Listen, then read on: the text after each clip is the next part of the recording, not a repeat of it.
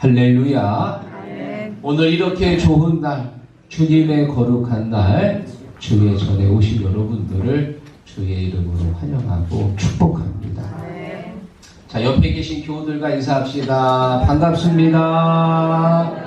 은혜 많이 받으세요. 많이 받으세요. 물고기가 물을 떠나서 살 수 없듯이 우리 믿는 사람들은 은혜 없으면 못 살지요. 오늘 예배를 드리면서 은혜 받으시고 찬송하면서 은혜 받고 또 우리 송낙선 권사님 대표 기도할 때 은혜를 받으셨고 말씀을 통해서도 은혜 받으시고 또 이제 주제되신 방을 통해서 여러분 가정에 더욱 큰 은혜가 임하시기를 축원합니다. 어제부터 주제되신 방을 시작했습니다. 신방이라고 하는 것은 예수님께서 하셨던 독특한 방법입니다. 예수님은 늘 찾아가시는 분이세요. 사람들이 가기 싫었던 사마리아 우물가로 가셔가지고 여인을 만나서 복음을 전하셨습니다. 마리아의 집에 가셔서 죽은 오빠 나사로를 살려주셨습니다. 부활 후에는 제자들을 찾아가셔서 두려움과 걱정이 있던 제자들에게 평강을 주셨습니다. 예수님이 찾아가셨듯이 저도 지금까지 여러분 가정을 찾아갔고 또 앞으로도 찾아갈 겁니다. 주의 종이 가는 곳에 치유의 역사가 일어날 것이고 문제 해결의 기적이 일어날 줄로 믿습니다. 성경에서요, 누가 이렇게 주의 종들을 잘 대접했나 봤더니 아브라함이 주의 천사들을 잘 영접을 했어요. 그래서 오늘 저는 본문의 말씀을 가지고 아브라함처럼 영접하라 라는 제목으로 오늘 말씀을 준비했습니다. 아브라함이 주의 천사들을 어떻게 영접했는지 본문을 통해서 자세히 나누면서 오늘도 은혜 받고 도전받는 귀한 시간 되기를 주의 이름으로 축원합니다. 자, 아브라함처럼 영접하라. 첫 번째, 달려나가서 영접했다. 2절 읽어보겠습니다. 눈을 들어본즉 사람 셋이 맞은편에 서 있는지라 그가 그를 달려나가 영접하며 몸을 땅에 굽혀. 아멘. 때는 낯이 뜨거울 때였습니다. 아마 점심때였을 거예요. 아브라함이 장막 문 앞에 앉아 있는데 맞은편에서 사람 셋이 옵니다. 순간적으로 하나님께서 보내신 천사들이시구나.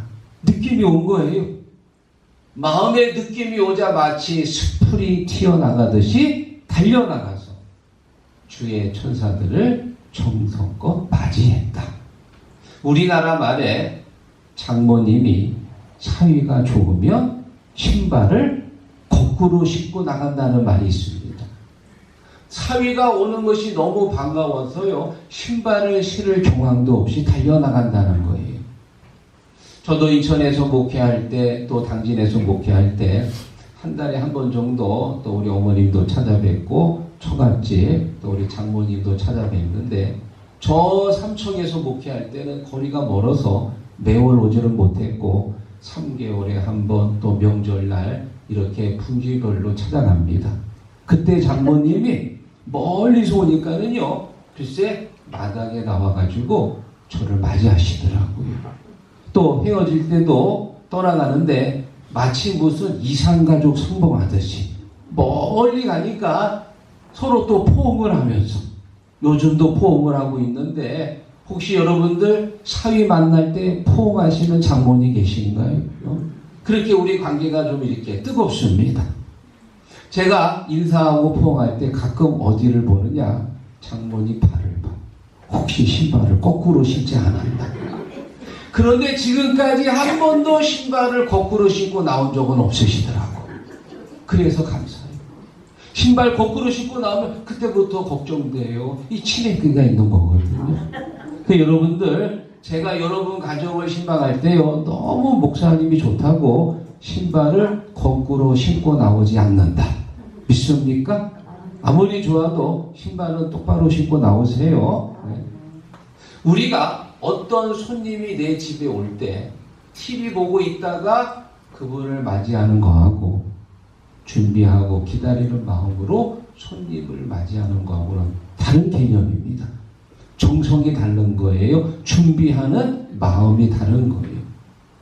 주의 목자가 왜 여러분 가정을 찾아갑니까? 여러분 가정을 위해 기도하러 가는 거예요.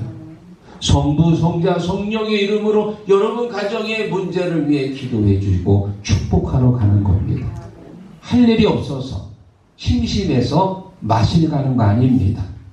돈 받으러 가는 것도 아닙니다. 여러분 가정을 축복하기 위해서 기도하고 준비하는 마음으로 여러분 가정을 찾아가는 줄 믿습니다.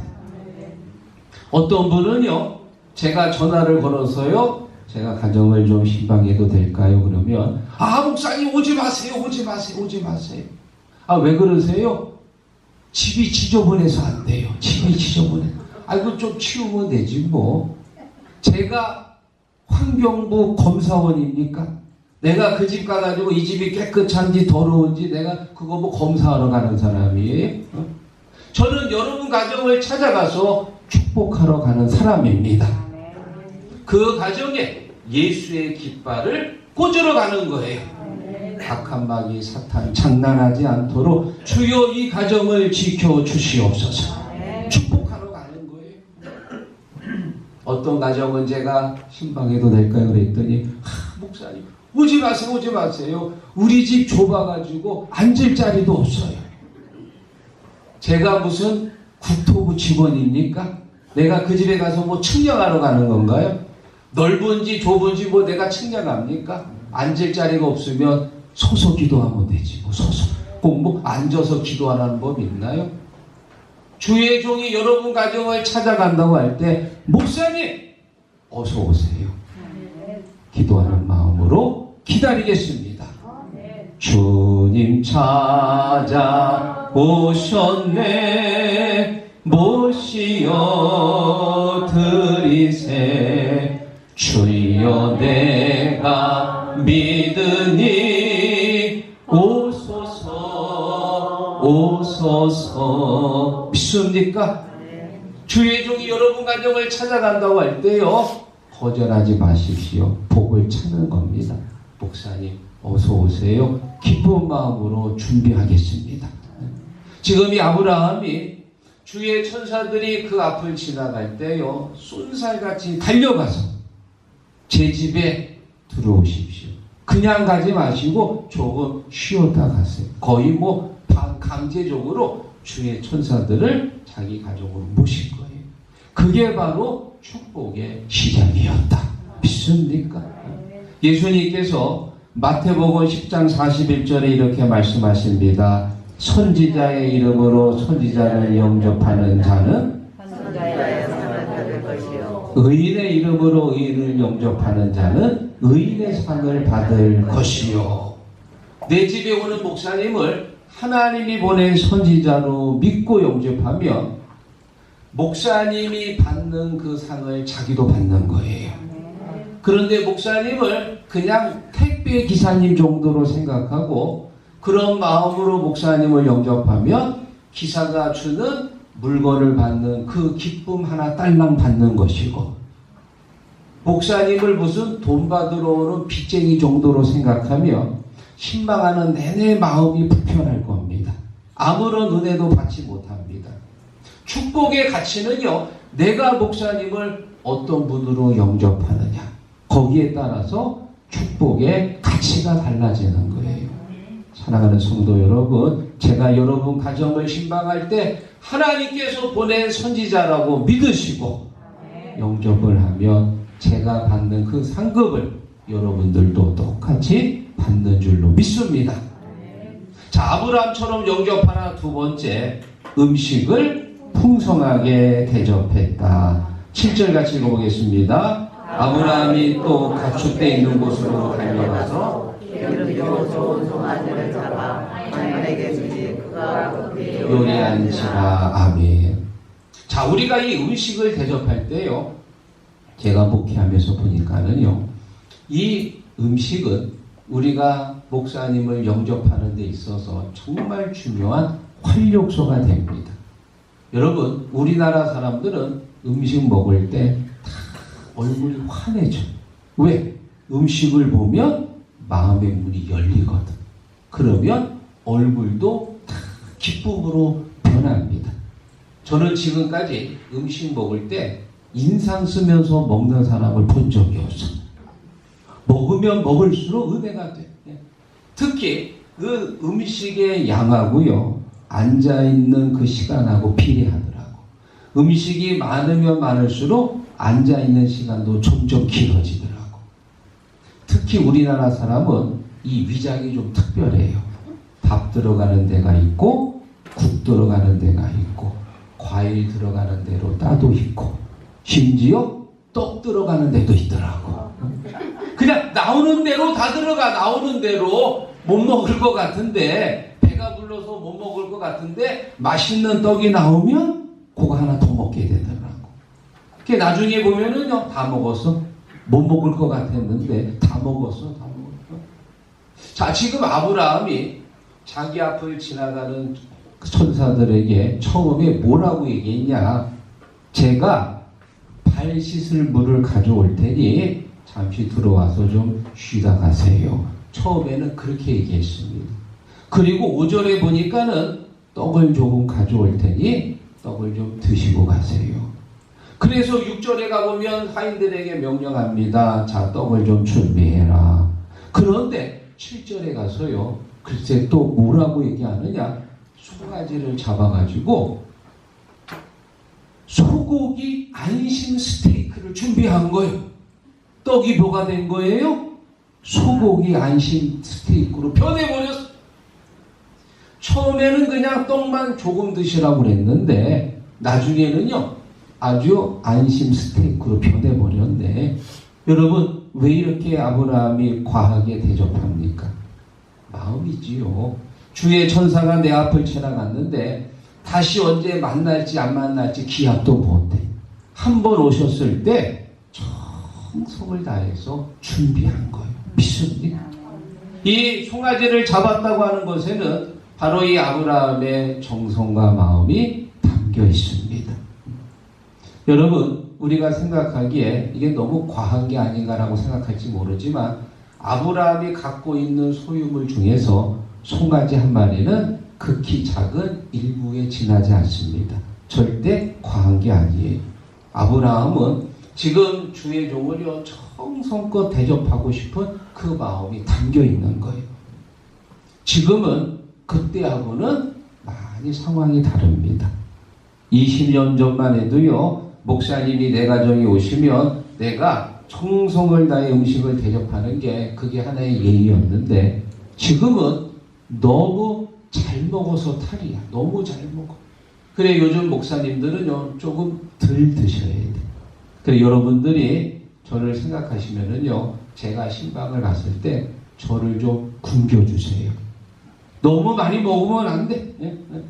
엘리 제사장은요, 몸이 비도냈다고 성경에 나옵니다.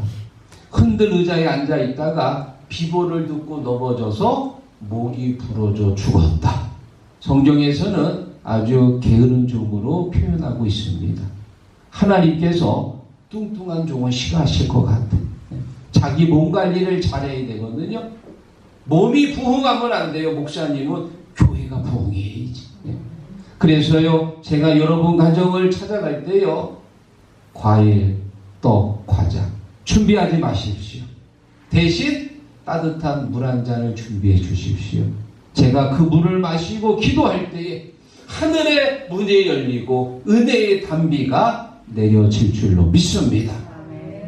성경에 보면은 아브라함처럼 주의 종을 잘 대접했던 한 여인이 등장합니다. 열왕기상 17장에 나오는 사르밧 여인입니다. 이 사르밧 여인은 아합 시대 때 살았던 여인인데요, 3년 6개월 동안 비가 내리지 않았습니다. 여러분, 한 두어 달만 비 안 내려도요, 막 무럽다고 난리가 나는데 3년 6개월 동안 비가 안 내렸어. 우물물, 개울물, 시냇물, 강물 다 말라. 먹을 게 없는 거예요. 먹을 게. 가까스로 살다가 이제 남은 거라고는 밀가루통에 밀가루 한 줌, 기름병에 기름 한 숟갈. 딱 한 끼밖에 남은 게 없는 거예요. 그래 아들하고 둘이 사는 가난한 여인입니다. 그거 한 끼 먹으면 그 다음에 먹을 게 없어서 굶다가 결국은 죽겠지요. 그런데 하나님께서 엘리야 선지자를 그 가정으로 보내신 거예요. 엘리야가 사르밧 가정에 도착했습니다. 내가 먼 길을 왔으니까 나한테 밥을 좀 주십시오. 여러분, 지금 이 여인은 딱 한 끼밖에 없는 식량을 갖고 있습니다. 그런데 지금 그거 달라는 거예요. 엘리야 선지자가 진짜 얼굴에 철파를 20mm를 깔았지. 나 같으면 못해. 내가 그거 어떻게 먹어요? 그냥 그거 알아서 드세요. 그런데 엘리야는요, 하나님이 나를 이곳에 보내셨으니까 무슨 뜻이 있지 않겠습니까? 그거 나한테 먼저 주세요. 내가 먹고 기도하면 하나님께서 역사하실 줄 믿습니다. 이 여인은 고민합니다. 이 한 끼 남은 식사를 내 아들에게 줄 것인가 아니면 주의 종에게 줄 것인가. 여러분, 이 엄마가 얼마나 아들을 사랑해요. 마지막까지 아들을 챙겨야 되지 않겠어요. 그런데 마음에 결단을 내립니다. 그리고 밀가루를 반죽해가지고요, 기름을 넣어서요, 사글사글 해가지고 맛있는 빈대떡을 하나 만들어. 지금 사진 보세요. 저 아들이 야 저거 얼마나 맛있지? 저거 내가 낼름 먹어야지. 아주 눈에서 빛이 나는 거예요. 아주 입에서 군침이 돌아요. 드디어 부침개를 완성했어요. 아들이 먹으려고 하는데 엄마가 손을 탁 치고 안 돼! 이거 선지자님 드셔야 돼. 내 거는요, 너는 선지자님 드시고 나서 줄게. 줄 게 어디 있어요? 그거 딱 딸랑 한 개밖에 없는데.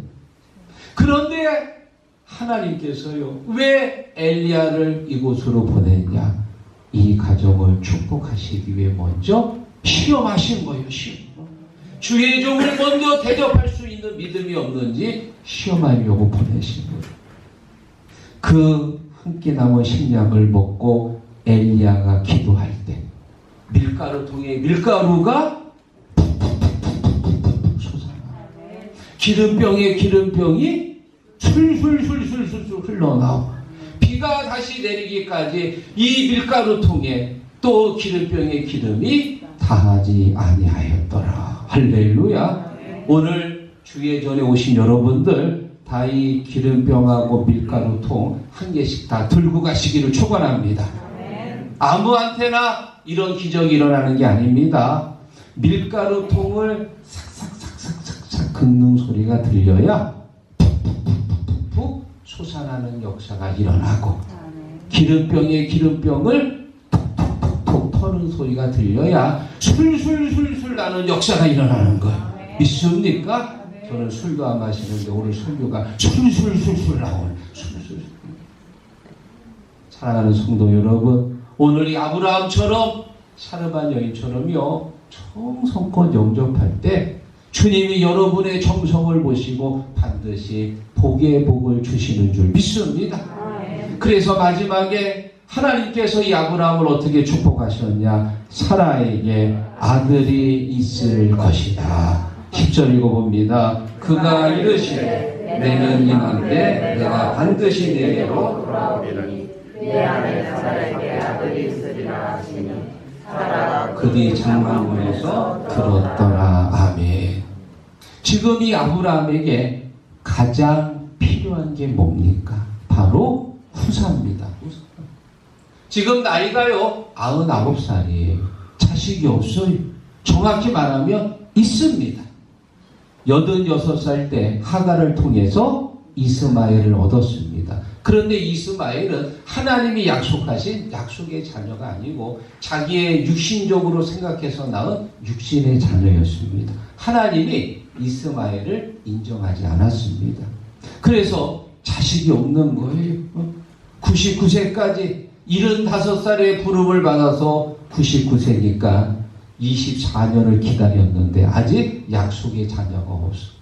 아마 이 약속의 자녀를 정말 사모하는 마음으로 기다렸을 거예요. 그런데 주의 천사들을 잘 대접했더니 드디어 하나님께서 이 가정에 필요한 것을 채워주셨더라. 할렐루야.